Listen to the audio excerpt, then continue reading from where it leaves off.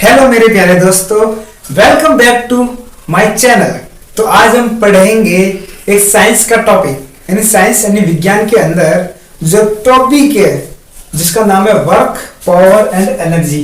ये एक्चुअली आता है अपने फिजिक्स के अंदर, फिजिक्स यानी भौतिक विज्ञान के अंदर टॉपिक आता है जो ये साइंस में बेसिक में भी काम आता है, जैसे 9th 10th हो गए, 8th में भी आता है, 11th में भी आता है, 12th में भी आता है, और इवन जो नीट और जेईई की जो एग्जाम होती है ना, कॉम्पिटिटिव एग्जाम, उसमें भी आता है और कॉलेज में भी आता है। तो इसके हर जगह पे यूज होते हैं, ठीक है। तो एक्चुअली ये जो अपना टॉपिक होगा ना आज का, वो मिक्स होगा। मिक्स मतलब इंग्लिश और हिंदी का कॉम्बिनेशन होगा। तो मैं ट्राई करूंगा, मैं ज्यादातर इंग्लिश में ही होऊंगा। उसको जो की टर्म होता है ना, जैसे पावर होगा, वर्क होगा, एनर्जी होगा, उसको मैं थोड़ा हिंदी में लिखूंगा, ज्यादातर इंग्लिश में ही होगा।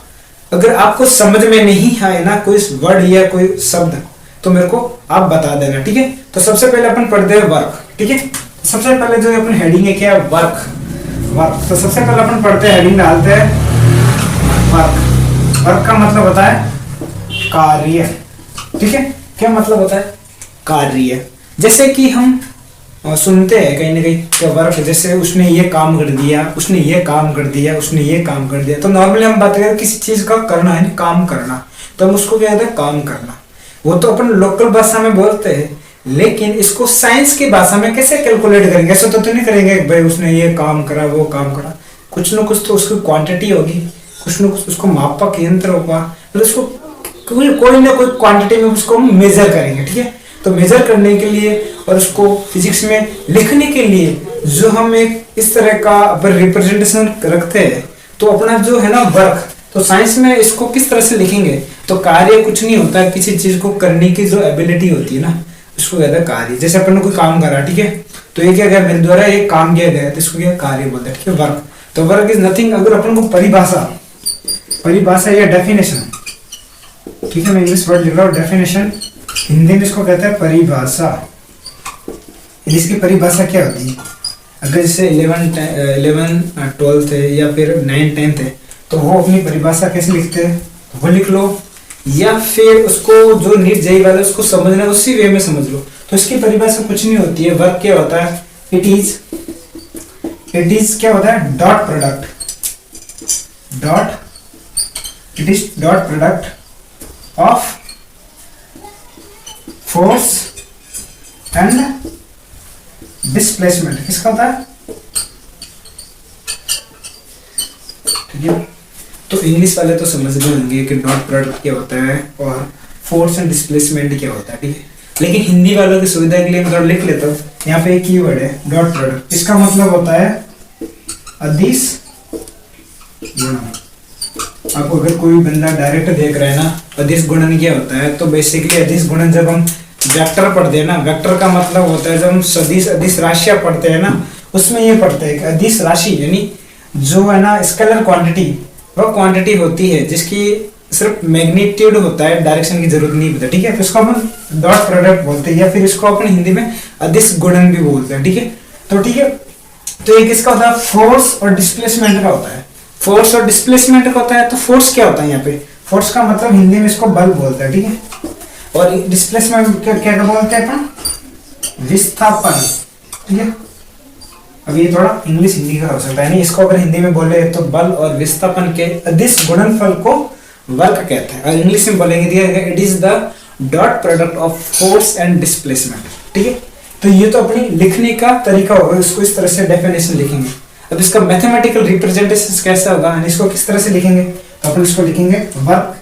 वर्क में डब्ल्यू आता है, डब्ल्यू से स्टार्ट होती है स्पेलिंग, तो वर्क का क्या हो जाएगा? डब्ल्यू। तो डब्ल्यू लिख दिया अपन को। डॉट प्रोडक्ट का मतलब, डॉट का मतलब क्या होगा? बिंदु होगा, एफ डॉट डी, ठीक है। ये उसका सूत्र होता है, ठीक है। क्या होता है ये? सूत्र या इंग्लिश में बोलते हैं इसको फॉर्मूला। क्या होता है? फॉर्मूला, यानी फोर्स इनटू डिस्प्लेसमेंट, ठीक है। ये क्या डॉट प्रोडक्ट है। और ये भी हमेशा याद रखना, ये जो होती है ना वेक्टर क्वांटिटी होती है। वेक्टर क्वांटिटी मतलब सदिश राशियां, ठीक है। वेक्टर क्वांटिटी वह क्वांटिटी होती है जिसके लिए मैग्नीट्यूड और डायरेक्शन दोनों की नीड होती है, ठीक है। दोनों होते हैं उसमें अंदर, ठीक है। मैग्नीट्यूड और डायरेक्शन हिंदी वालों के लिए ये है कि मैग्नीट्यूड का मतलब होता है परिमाप, यानी उसका कुछ न कुछ वैल्यू और प्लस में डायरेक्शन का मतलब उसकी दिशा, यानी दिशा में हो रहता है, ठीक है। तो बल क्या था, एक पर्टिकुलर दिशा में लगता है, पर्टिकुलर डायरेक्शन में लगता है। फोर्स डिस्प्लेसमेंट क्या होता है, पर्टिकुलर डायरेक्शन में होती है, जिसमें यहाँ चल के यहाँ गया और यहाँ से वापस यहाँ आया, तो अपने डिस्प्लेसमेंट क्या होगी, विस्थापन 0 होगा, क्योंकि मैं जहां से गया वहां तक वापस आ गया ना। लेकिन दूरी क्या होगी, दूरी 0 नहीं होगी, क्योंकि दूरी अदिश राशि है, क्योंकि वो दिशा पे निर्भर नहीं करती है। वो यहाँ तक जितना गया और वापस इतना तक यहाँ तक आया, ये टोटल काउंट होता है। तो दूरी और विस्थापन में ये डिफरेंस है, ठीक है, अंतर है, डिस्प्लेसमेंट और डिस्टेंस, ठीक है। तो यहाँ पे अपन सदिश राशि, तो अपन को ये पता है ये वेक्टर क्वांटिटी होती है, ये भी वेक्टर क्वांटिटी। जब डॉट प्रोडक्ट हटता है तो क्या आता है, और ये याद रखना, जो वर्क है ना, ये क्या है, यहाँ लिख लेते हैं, ये क्या स्केलर क्वांटिटी है, स्केलर क्वांटिटी, ठीक है, स्केलर क्वांटिटी यानी अदिश राशि है। ये चीज दिमाग में बिठा लो कमेंट, कि जब भी किसी दो वेक्टर का अपन स्केलर प्रोडक्ट करते हैं या फिर डॉट प्रोडक्ट करते हैं, उससे जो राशि निकलती है वो हमेशा एक स्केलर क्वांटिटी ही होती है। इनका जो अदिश गुणनफल होता है ना, वो हमेशा एक अदिश ही आता है, याद रखो। और सदिश गुणनफल से सदिश राशि आती है, तो ये क्या होता है, अदिश। क्योंकि जो वर्क होता है ना, वर्क ये जो है ना अदिश राशि कार्य, ये अपने क्या रहता है कि दिशा पर निर्भर नहीं करता, ठीक है। ये सिर्फ जो स्टार्टिंग पोजीशन और एंडिंग पोजीशन की उस पर डिपेंड करता है, ठीक है। ये कैलकुलेट ऐसे किया जाता है, ठीक है। तो इतना आप समझ गए होंगे। एक बार वापस करता दे तो, वर्क इज नथिंग बट एक it is a dot product of force and displacement, ठीक है। और इसका जो मैथमेटिकल रिप्रेजेंटेशन है वो ऐसा है, work is equal to force and dot product and displacement, ठीक है। ये क्या, ये डॉट ऐसा नॉर्मली डॉट नहीं है, this is the dot product, ठीक है। ये क्या डॉट प्रोडक्ट होता है, इसका स्केलर क्वांटिटी, इससे जो निकल जाए स्केलर क्वांटिटी। बाहर जान घुमा ठोक से वीडियो। तो यहाँ तक आपने लिख लिया होगा कि क्या क्या दे रहेगा, ठीक है। तो अभी हम आगे क्या करेंगे, जो इतना लिखा है ना, आपको एक बार इसको नोट डाउन कर लो 1 by 1, ठीक है। इसको आगे और लिखते हैं, ठीक है। तो इसको मैं हटा देता हूँ, क्योंकि अपने पास छोटा सा बोर्ड है, तो इसी से काम चलाना पड़ेगा, ठीक है। इसी से काम चलाना पड़ेगा, तो इसको थोड़ा ओके। तो अभी अपन लिखते हैं वर्क, W बराबर क्या होता है, F.ds। एक चीज याद रखो, ये क्या है, वेक्टर में लिखा हुआ है, वेक्टर मतलब सदिश में लिखा हुआ है। तो इसका जब डॉट प्रोडक्ट हटता है तो क्या आता है, हमेशा एक सूत्र होता है, ठीक है। ये क्या होता है, इसका आता है मैग्नीट्यूड इनटू इसका जो मैग्नीट्यूड, गुणा में इनटू में आता है कॉस थीटा। अब याद रखना कॉस थीटा क्या होता है, ठीक है। थीटा कहां से आया आपने, ये इसका मैग्नीट्यूड है, मैग्नीट्यूड का मतलब परिमाप है, ये वेक्टर है, ठीक है। समझ में, जैसे अपन को यहाँ पे थोड़ा एक्सप्लेन करना था, जैसे ये है, यहाँ पे एक वेक्टर ए है, तो ये इसकी डायरेक्शन को बता रहा है कि इस डायरेक्शन में। इसका अगर हम मैग्नीट्यूड लेंगे तो ये इसका मैग्नीट्यूड है। तो मैग्नीट्यूड क्या बताते हैं, यहाँ से यहाँ तक, जैसे मान लो ये कोई लेंथ को बता रहे हैं, जैसे 10 मीटर है, तो 10 मीटर क्या बताएंगे अपने पास मैग्नीट्यूड, ठीक है। अगर ये मान लो ऐसा है, जैसे अपन लिखते हैं एक्स वाई जेड, अब मान लो ये एक्स इतना चला, फिर वाई इतना चला, तो फिर अपन को एक्स और वाई में लिखते हैं ना, आई और जे कैप पे लिखते हैं ना, तो वो वेक्टर क्वांटिटी होती है, ठीक है। तो ये तो आप यहाँ तो पढ़ाने का कोई तरीका नहीं है, ये तो आप जब अब कैलकुलस पढ़ेंगे ना, वेक्टर और स्केलर क्वांटिटी पढ़ेंगे, तो वहाँ का ये बेसिक है, ठीक है। उसका यहाँ पे यूटिलाइज हुआ है, ठीक है, यहाँ पे इसका यूज हुआ है, तो कुछ नहीं है, ठीक है। यहाँ पे इसको मैं हटा देता हूँ, आप समझ गए, ठीक है। जो नॉर्मल साइंस वाले हैं उनके लिए तो ये समझ में आ जाएगा, जो नए हैं वो थोड़ा दिमाग लगाना कोशिश करना, ठीक है। तो यहाँ पे एक इसका डॉट प्रोडक्ट होता है ऐसा है, सपोज ये बल इधर लग रहा है, फोर्स इधर लग रहा है, और डिस्प्लेसमेंट डायरेक्शन में हो रही है डी। इन दोनों के बीच में जो कोण बनता है ना, कोण, ये जो एंगल बन रहा है ना, ये थीटा क्या है, ये इन दोनों के बीच में जो एंगल बन रहा है, किसके बीच में, फोर्स और डिस्प्लेसमेंट। मान लो ये है कोई ऑब्जेक्ट है, मान लो ये मार्कर है, इसको अगर मैं फोर्स लगा रहा हूँ, फोर्स का मतलब कितना बल लगा रहा है इस पे, और कितना डिस्प्लेसमेंट हो रहा है, ठीक है। तो इन दोनों के बीच में, जैसे ये इधर जा रहा है और मैं भी फोर्स इधर जा रहा हूँ, तो दोनों के बीच में थीटा का मान क्या होगा, 0, और cos 0 का मान, अगर थीटा का मान 0 तो cos 0 की वैल्यू क्या होती है 1। तो अपने पास जो वर्क आएगा वो मैक्सिमम, यानी मैंने अधिकतम कार्य करा, ठीक है। तो ये अपने पास होता है फॉर्मूला, इतना आप समझ लो। cos थीटा कौन सा होता है, बल और डिस्प्लेसमेंट, यानी फोर्स और डिस्प्लेसमेंट के बीच का एंगल होता है, ठीक है। तो दो केस होते हैं, केस 1 क्या होता है, केस 1 क्या होता है, then theta equals to 0 degree. 0 कब होगा, जब ये ऑब्जेक्ट कोई अपना बॉक्स है, ठीक है, इसका डिस्प्लेसमेंट भी इधर है और फोर्स की डायरेक्शन भी इधर है, ठीक है, डिस्प्लेसमेंट भी इस डायरेक्शन में, फोर्स भी डायरेक्शन, तो दोनों का एंगल यानी डी का मान भी इधर ही है और एफ का मान भी इधर है, तो इसका मतलब दोनों के बीच में जो एंगल है थीटा का मान क्या रहा है 0 डिग्री। 0 डिग्री अगर तो cos 0, तो यहाँ पे cos 0 का मान रखता हो तो W बराबर क्या हो जाएगा, अब यहाँ पे cos 0, और आपने त्रिकोणमिति में पढ़ा होगा cos 0 का मान कितना होता है 1, तो यहाँ पे 1 रखता हूँ, 1 का इससे गुणा करवाता हूँ तो सेम ही आएगा, तो ये अपने पास ज्यादा, ये जो है ना ये अपने पास होता है मैक्सिमम होता है वर्क, ठीक है, ये अपना मैक्सिमम वर्क डन होता है। मैक्सिमम की कंडीशन क्या होती है, जब दोनों के यानी फोर्स और डिस्प्लेसमेंट के जो बीच का एंगल होता है ना, इसका बिटवीन एंगल वो क्या हो 0 हो, तो ये मैक्सिमम फोर्स होता है। तो केस 1 ये हो गया, शायद यहाँ तक आपको समझ में आया होगा। अभी नेक्स्ट क्या करते हैं अपन, इसको और इसके और नेक्स्ट केस की बात करते हैं, मिनिमम कब हो सकता है, ठीक है। तो अभी इसके आगे नेक्स्ट केस पढ़ते हैं, इसको आप पॉज कर लो और थोड़ा राइट डाउन कर लो ताकि आपको इजीली समझ आ जाए, ठीक है। ये तो मैंने समझाया कि जैसे डिस्प्लेसमेंट की डायरेक्शन ये है, फोर्स की भी डायरेक्शन ये है, अगर दोनों एक ही डायरेक्शन ले जा रहा है, दोनों के बीच में कोई जगह ही नहीं है, तो ऑब्वियसली जो एंगल बढ़ेगा वो 0 बढ़ेगा, और cos 0 की मान 1 होती है, तो मैक्सिमम वर्क होगा। यानी ये बॉडी अगर मैं ये इधर ही जा रही है, इधर ही फोर्स कर रहा हूँ, तो मैक्सिमम वर्क डन होगा, मेरे द्वारा किए गए जो कार्य मैक्सिमम होगा, ठीक है। दूसरा केस क्या होता है, इससे के अंदर रहता है दूसरा केस, आपको 1 by 1 लिखना, ठीक है। दूसरा केस ये होता है कि अगर दोनों के बीच का एंगल कितना हो 90 डिग्री हो, 90 डिग्री का मतलब होता है कि फोर्स ऊपर की साइड में लग रहा है और डिस्प्लेसमेंट इधर हो रहा है, ठीक है, या फिर ये हो रहा है, इन दोनों के बीच में कितना हो रहा है ये,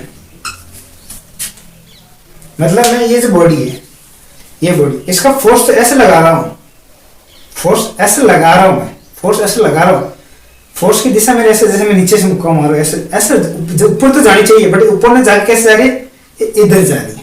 इन दोनों के बीच में देखो फोर्स की दिशा ये होगी और ऑब्जेक्ट की दिशा, ये जो ऑब्जेक्ट इसकी दिशा ये जा रही है, तो दोनों के बीच में एंगल कितना बढ़ेगा बेटे 90 डिग्री एंगल बढ़ेगा। तो यहाँ पर बढ़ाती ये वाला है, डिस्प्लेसमेंट इधर हो रही, फोर्स इधर हो रहा है, ठीक है। तो दोनों के बीच में क्या होगा W बराबर क्या होगा, ये अपने ऐसा कैसे लिखते हैं, सिर्फ थीटा का मान रखते हैं यहाँ पर 90 डिग्री, और अपन को पता है cos 90 का मान कितना होता है बच्चों 0 होता है, cos 90 का मान कितना होता है 0 होता है। तो यहाँ पर W का मान क्या होगा, ये 0 होगा, तो 0 का यहाँ पे ऐसे लिख लेता हूँ एक स्टेप, ये 0 होगा, यहाँ पे 0 से गुणा होगा, तो 0 के सबसे गुणा कराएंगे तो क्या होगा W बराबर 0 आएगा।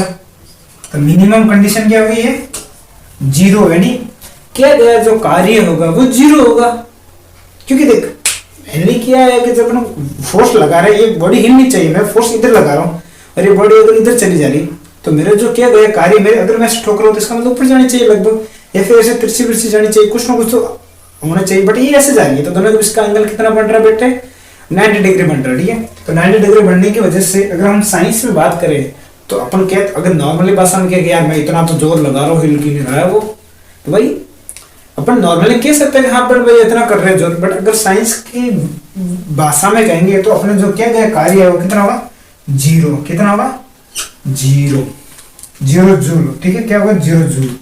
तो ये दो कंडीशन है आपको याद रखनी है। इसके अलावा जो दूसरी कोई भी कंडीशन हो सकती है, इसके अलावा ये भी हो सकता है कि बॉडी इधर डिस्प्लेसमेंट है, फोर्स इस डायरेक्शन लगा रहा है, ठीक है, मतलब ये मार्कर मैं इसको ऐसे इधर की तरफ इससे पुश कर रहा हूँ, ऐसे इधर की तरफ, डिस्प्लेसमेंट भी हो रही, साथ में फोर्स भी इधर लग रहा है, ऐसे जा रही बॉडी, ठीक है।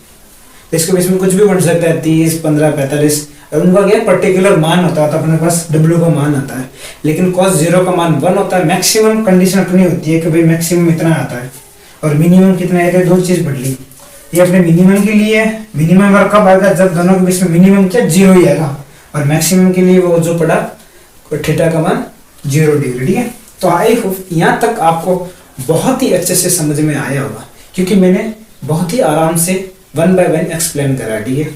अब ये क्या हिंदी इंग्लिश मिक्स है ना, तो थोड़ा आप खुद का भी दिमाग लगाना, क्योंकि देख अभी यहाँ पे मेरे जो ऑडियंस है वो इंग्लिश वाले भी है और हिंदी वाले भी है। अब मैं प्रॉपर प्योर हिंदी यूज करूँ तो इंग्लिश वालों को फिर पढ़ लेना पड़े, और प्रॉपर इंग्लिश यूज करूँ तो फिर हिंदी वालों को पढ़ लेना पड़े। तो मैंने ये निकाला कि मिक्स चलाएंगे, ठीक है। जो मेन चीज है ना, जैसे वर्क है तो कार्य, तो बाकी का तो समझ ही जाएंगे भाई गुणा करा रहे, ये करा रहे, ये करा रहे, तो बेसिकली हिंदी वाले भी समझ जाएगा और इंग्लिश वाले भी समझ जाएगा। जो मेन पॉइंट है ना वो इंग्लिश और हिंदी में दोनों में लिखूंगा, आप इतना टेंशन नहीं लेना, ठीक है। बस आप पढ़ो मेरे साथ। अगर आपको कोई भी जैसे हिंदी मीडियम का हो या इंग्लिश मीडियम का कोई भी दिक्कत आ रही है कहीं भी, आप freely ask me whatever comment section में, ठीक है। कोई भी दिक्कत आए आप पूछ लो डालो, ठीक है। अब नेक्स्ट चलता है अपनी है जिसके वर्क के बारे में थोड़ा कुछ पॉइंट लिख लेता है, ठीक है। क्योंकि जो 9th-10th वाले उनको तो लिखना पड़ेगा ना कुछ पॉइंट, और भाई नीट जेई वाले तो उनके भी अगर बेसिक क्वेश्चंस आ जाए तो इसके बारे में से कुछ क्वेश्चंस, तो अपन कुछ क्वेश्चंस लिखते हैं। फर्स्ट क्वेश्चंस क्या, मतलब इसके बारे में लिखते हैं। तो एक प्रकार का फर्स्ट पॉइंट क्या आएगा, it is a scalar quantity, it is a scalar quantity. Scalar यानी सबसे पहला बढ़िया अदिश, ये एक अदिश राशि है, ठीक है। सेकंड पॉइंट क्या है, अपन ने पढ़ लिया डॉट प्रोडक्ट होता है, इसका जो यूनिट होता है ना, इट्स यूनिट, इसका यूनिट हिंदी में अपन कहते हैं मात्रक। इसका जो मात्रक होता है वो होता है जूल होता है। क्या होता है, जूल, JOUL। इंग्लिश में होता है और हिंदी में होता है ऐसे, ऐसे ये इसकी मात्रा ऐसे वैसे आ सकती है, ठीक है। ये होता है जूल। जूल क्या होता है, क्या चीज है, कुछ नहीं है। जूल क्या है, भर को मापने का एक मात्रक होता है, जूल होता है, ठीक है। इसको अपन एक भी लिख सकते हैं, जैसे अपन को पता है नॉर्मली कार्य बराबर क्या होता है, बल इंटू विस्थापन होता है। दोनों में लिख रहा हूँ, विस्थापन बल यानी फोर्स इंटू डिस्प्लेसमेंट, ये वर्क। अपन को पता है फोर्स यानी बल, बल का मात्रक क्या था, यानी unit of force is Newton, जिसको अपन एन से लिखते हैं। ये मैं एन क्या न्यूटन लिख रहा हूँ, जिसको मापने का मन था, ठीक है। और इसका क्या होता है, डी का दूरी होती है, उसको गेज पे लिखते हैं अपन। 3 पद्धति होती है भाई, MKS, CGS, ठीक है। और एक होता है वो FVS, फुट पाउंड सेकंड होता है, ठीक है। तो ये इसका क्या आ जाएगा, मीटर। एक ये मात्रक भी होता है, दोनों में कुछ भी लिख सकते हो, ठीक है। तो आप दोनों लिख सकते हो, ठीक है। एक जूल भी लिख सकते हो, एक जूल होता है एक न्यूटन इंटू मीटर, इससे कोई जूल कहता है, ठीक है। एक मात्रक ये भी होगा न्यूटन इंटू मीटर, ठीक है। अगर पूछ लेना एग्जाम में कि Newton into metre it is a unit of work, you आपको कहना है yes it is a unit of work, और इसी को जूल बोलते हैं, ठीक है। दोनों एक ही है, बस ये डिराइव्ड यूनिट है और ये अपने डायरेक्ट लिख दिए, इसको ये बोलते हैं, ठीक है। तो इतना यहाँ तक आप समझ गए होंगे। और सबसे पहले जो वर्क डन होता है ना, तीसरा पॉइंट एक यहाँ पे लिख दो। एक तो फर्स्ट यूनिट ये होती है जूल होती है, सेकंड ये होती है न्यूटन इंटू मीटर, यानी ये लिख देता हूँ न्यूटन मीटर, ठीक है। थर्ड पॉइंट क्या होता है अपने पास, इसका थर्ड पॉइंट क्या होता है कि भाई इट इज पाथ इंडिपेंडेंट होता है, यानी पाथ पे डिपेंड नहीं करता है, ठीक है। ये क्या होता है, पाथ इंडिपेंडेंट। पाथ इंडिपेंडेंट इसका मतलब होता है, पाथ इंडिपेंडेंट का मतलब जो पाथ का मतलब होता है रास्ता, पथ, यानी यहाँ से यहाँ तक नहीं, रास्ता पे डिपेंड नहीं करता है। इसकी जो इनिशियल यानी प्रारंभिक कंडीशन क्या, इनिशियल कंडीशन क्या, फाइनेंशियल कंडीशन है, प्रारंभिक और अंतिम कंडीशन क्या है, ये उस पर निर्भर करता है, ठीक है। और इसको इस हिसाब से इसको अपन ऐसे भी लिखते हैं, वर्क बराबर ये भी होता है अपने पास, क्या होता है ये, इसकी इनिशियल कंडीशन ये होगी यहाँ पे F इंटू dx, ठीक है। ये तो बस initial x1 x2 f of x होता है, f के यहाँ पे f इज फोर्स और x इज डिस्प्लेसमेंट। ये जो साइंस वाले हैं इजीली इसको रिलेट कर पाएंगे कि ये क्या चीज लिख रहा हूँ मैं, ठीक है।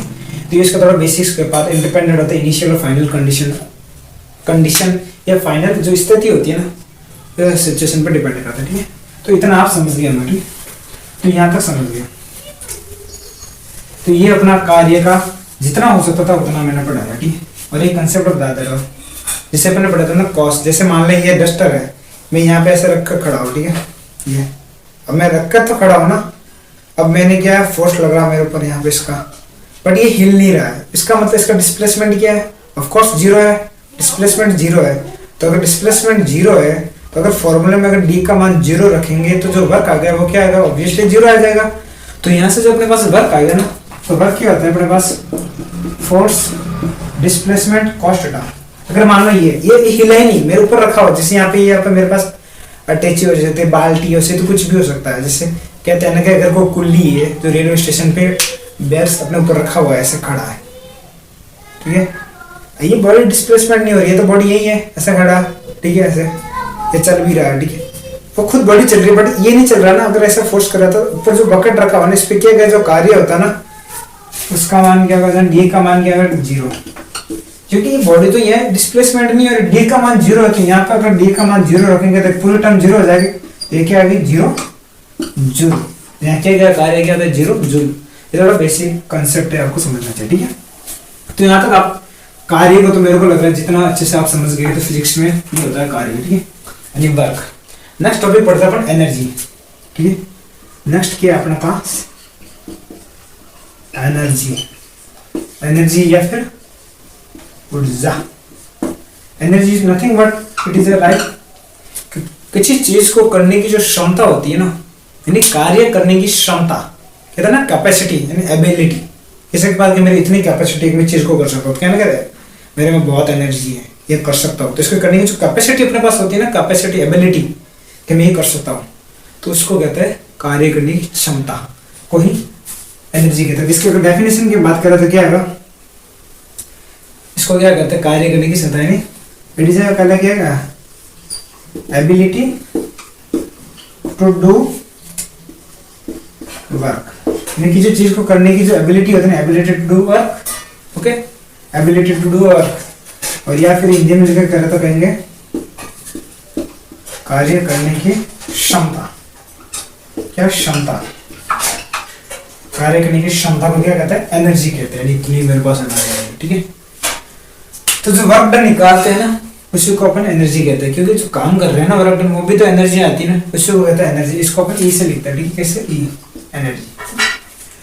अब एनर्जी होती है, एनर्जी मेनली अपन जो फिजिक्स के अंदर, यानी भौतिक विज्ञान के अंदर जो साइंस होते हैं, उसमें जो मेनली जब पढ़ते हैं ना, इस जो चैप्टर के अंदर है, वो होती है फर्स्ट। इसको अगर टाइप की बात करें तो अपन जो टाइप है इसकी बात करें, जिसमें फर्स्ट होगा अपना पोटेंशियल एनर्जी, यानी हिंदी में कहते हैं स्थितिज ऊर्जा।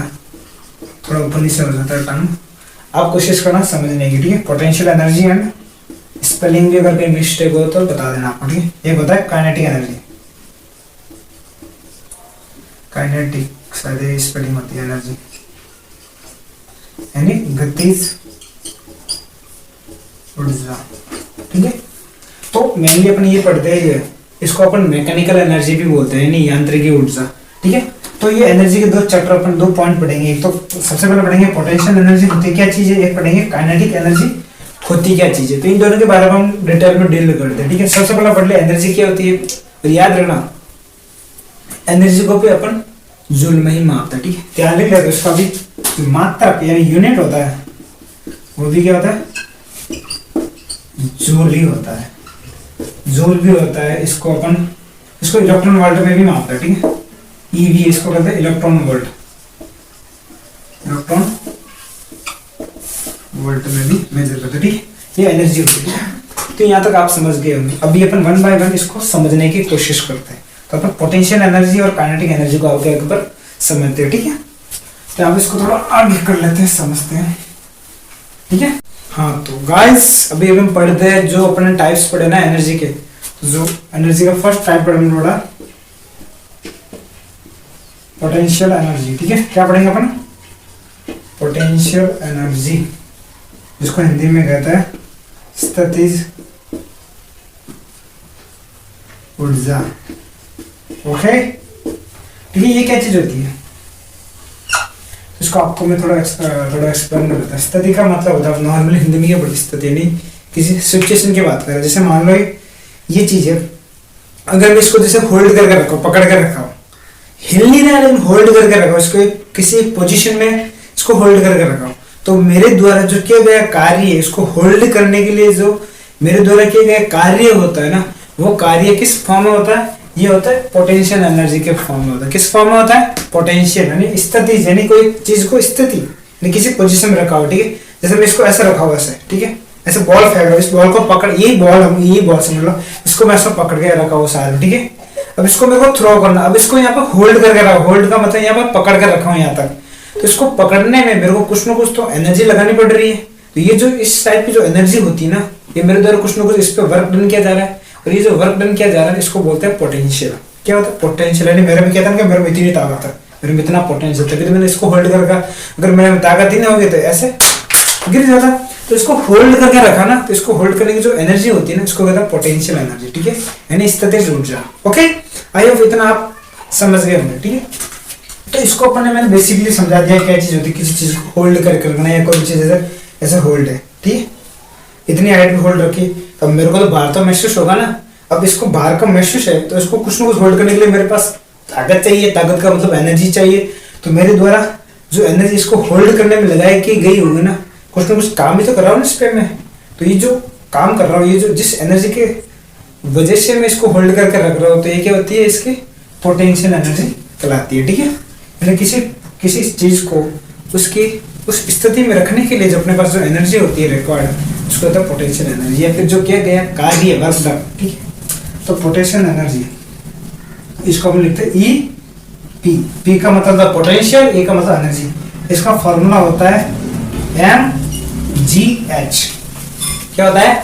mgh। ये क्या होता है? फॉर्मूला होता है। और एक चीज जो एनर्जी होती है ना, ये भी ये क्या होती है? अदिश होती है, अदिश राशि। अदिश मतलब मैंने अभी बताया स्केलर होती है, SCALR, स्केलर क्वांटिटी होती है, ठीक है। अदिश राशि होती है ना, जो डायरेक्शन पे डिपेंड नहीं करती है, ठीक है। तो यहाँ पे जो पोटेंशियल एनर्जी है, उसका जो फॉर्मूला होता है वो होता है mgh, यानी ये तीनों मल्टीप्लिकेशन में, वेयर जहां पे m है, इसका मतलब होता है मास। मास किसका? मास जो ऑब्जेक्ट, जैसे मैंने ये पकड़ा मार्कर, तो मार्कर का क्या मास है, यानी हिंदी में इसको बोलते हैं द्रव्यमान। क्या बोलते हैं? द्रव्यमान। इंग्लिश में बोलता है मास।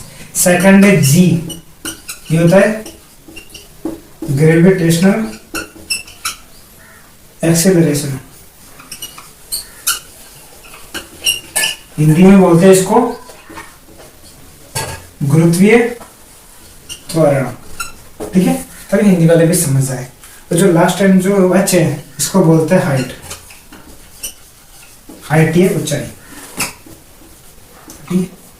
ऊंचाई का मतलब क्या समझते हैं? जैसे ये मार्कर, ये जमीन में पड़ा है, यहाँ पे मतलब जमीन में पड़ा है, जमीन से मैंने ये उठा दिया यहाँ तक, ठीक है। तो यहाँ तक जैसे जैसे ऊपर उठाऊंगा h का मान बढ़ेगा, तो इसका मतलब मेरे को इसको ज्यादा चाहिए था, ऐसा जो कर रहा हूँ, तो इसमें मेरे को वजन ज्यादा आ रहा है, यहाँ पे वजन कम आ रहा था, यहाँ जैसे ऊपर दे दो वजन ज्यादा आ रहा है, तो इसका मतलब h का मान है, तो इसके लिए मेरे को ज्यादा एनर्जी की आवश्यकता होगी इसको होल्ड करने के लिए।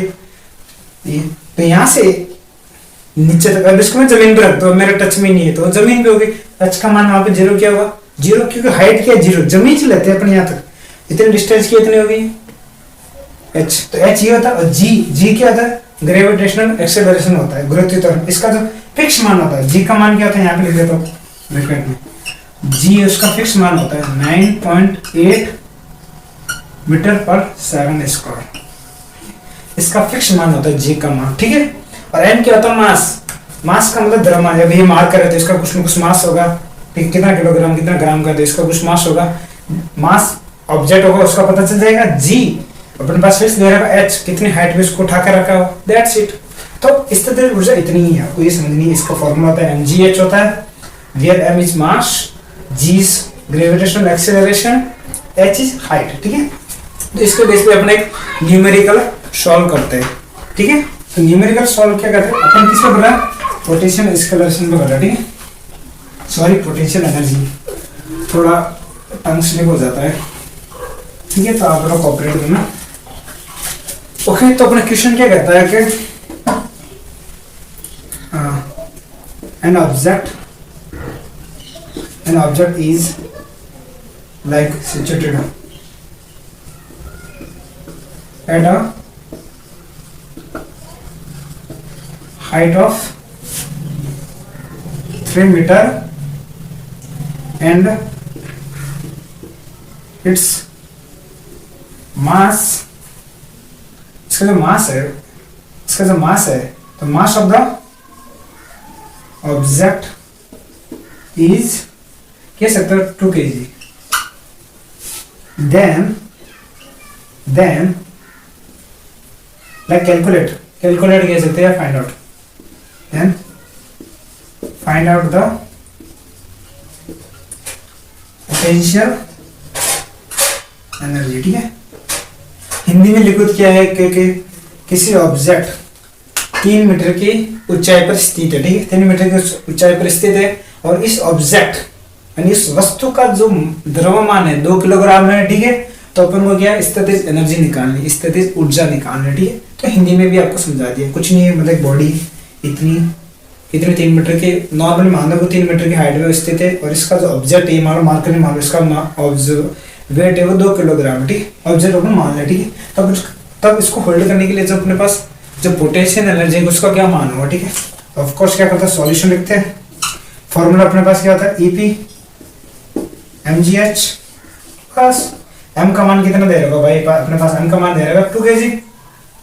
दो g का मान क्या होता है, मैंने लिखा दिया 9.8 होता है और h का मान कितना होता है, h का मान दे रहेगा 3 मीटर। तो बस इतना, यहाँ से इसको सॉल्व कर दो, 6 × 9.8 ये आ जाएगा अपने पास। इसका एनर्जी है तो जूल लिख दो, जे ई का मान कितना है, ये इसका गुणा कर दो नॉर्मली, तो यहाँ से इसको सॉल्व कर, इसका गुणा करने में जो मान आएगा उसका एनर्जी का मान आ जाएगा, और गुणा करना था यहाँ पे नॉर्मली कर दो अपन 6 का। ये कितना होगा, 8 संग कितना होता है भाई साहब 48, 8 से लगी 4 और 6 नंबर 54, 58। ठीक है, अभी पॉइंट है जैसे जैसा आ जाएगा तो अपने पास इसका ईपी का मान कितना आ जाएगा अपने पास, इसको उधर बता दो 58.58.8 है ना। देखना अगर कोई गुणा भाग और ऊपर नीचे होता हो तो आप भी समझता हो, मेनली आपको कंसेप्ट समझने आना चाहिए, कैलकुलेशन वैसे भी करना। कितना आएगा 58.8 जूल, यानी उस ऑब्जेक्ट को होल्ड करने के लिए कितनी पोटेंशियल एनर्जी की आवश्यकता होगी, इतनी 58.8 जूल। ठीक है, तो आपको पोटेंशियल एनर्जी आई होप आपको बहुत अच्छे से समझ आया होगा मैं कहने क्या चाह रहा हूँ। ठीक है, ओके, तो अभी इस टॉपिक को अपन यहाँ तक होल्ड कर दिया। ठीक है, तो जो नेक्स्ट इसका जो पार्ट है उस नेक्स्ट पार्ट में इसका जो सेकंड है क्या है, काइनेटिक एनर्जी, उसके बारे में हम बात करेंगे।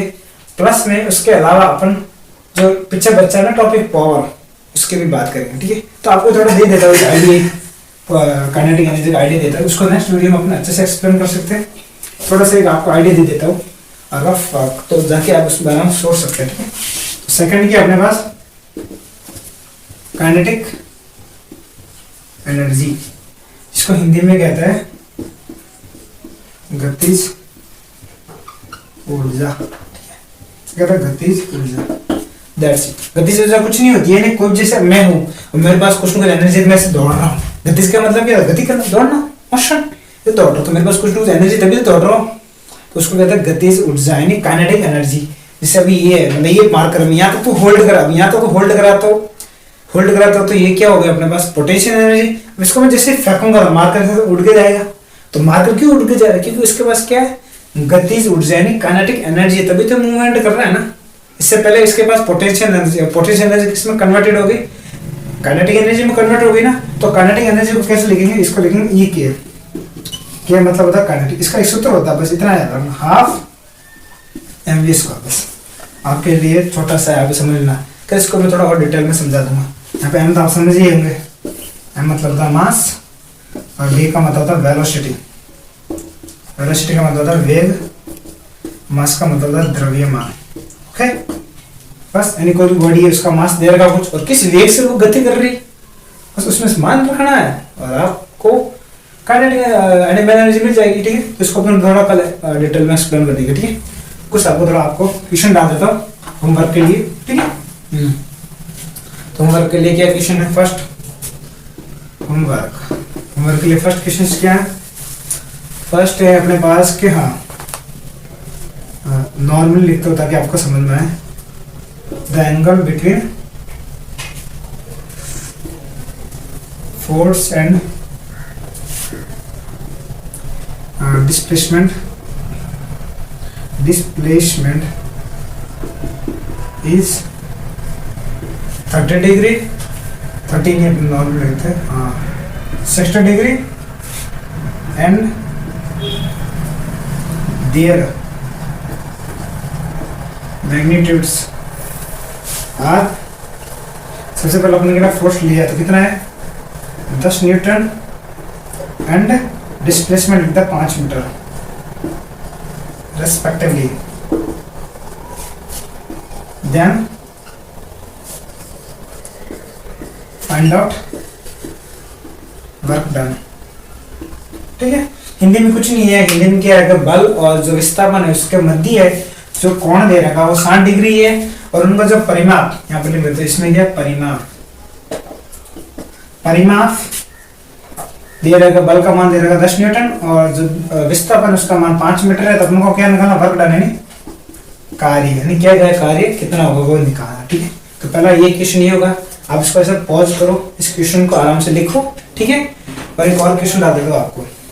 ये मैंने, आप सोचेंगे इतना क्या लगता है आपको, मैंने एक शॉर्टकट में लिखा, जितना मैंने पढ़ाया आप उसको समझ सको, ताकि आप एक स्टेप बाय स्टेप चलो, तो जब बड़ा क्वेश्चन आ जाएगा ना उसको आप इजीली हैंडल कर पाओगे। ठीक है, तो मैं नॉर्मली अपनी सिंपल लैंग्वेज में लिखा ताकि आप समझ जाओ। ठीक है, आप इसको पोज करके लिख लेना, और जो भी आंसर आए ना कमेंट सेक्शन में बता देना। सेकंड क्वेश्चन क्या कहता है, सेकंड क्वेश्चन ये कहता है कि हाँ क्या body, a body is situated at a height of 25 metre, 25 metre hold पे बॉडी है। ठीक है, उसको होल्ड कर रखा है। ठीक है, एंड मास ऑफ बॉडी, उस बॉडी जो भी बॉडी होल्ड है वो रखा है, उसको बॉडी का जो मास है वो, इसका मास है is 15 kg। then it's then find out potential energy। Okay, यानी इस तरह ऊर्जा।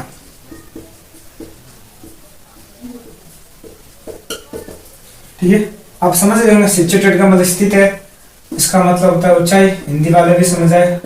यानी क्या बोलते हैं कि कोई वस्तु है, देखो बॉडी है, वो कितनी 25 मीटर की ऊंचाई पर स्थित है, और उसको उसका जो द्रव्यमान है, उसका जो द्रव्यमान है वो कितना है अपने पास 15 किलोग्राम है। तब इसका जो स्थिति ऊर्जा ज्ञात कीजिए। तो बस सिर्फ फॉर्मूला मान रखना, उसको सॉल्व करना, इजी क्वेश्चन। ठीक है, इतने इजी क्वेश्चंस 9th 10th में आता है, ठीक है, 11th 12th में भी आता है बेसिक क्वेश्चंस। बट यहाँ से जो नीट वाले ना, उन नीट जे में क्या होता है, उनका बेसिक कंसेप्ट होता है। अगर यहाँ से धीरे धीरे आप पढ़ोगे ना आगे, तो आपको चीजें कंसेप्ट तैयार होंगे। कुछ कुछ फॉर्मल बेस्ड भी क्वेश्चंस आ जाते हैं, तो बस थोड़ा ये लगाना है बस, और कुछ नहीं।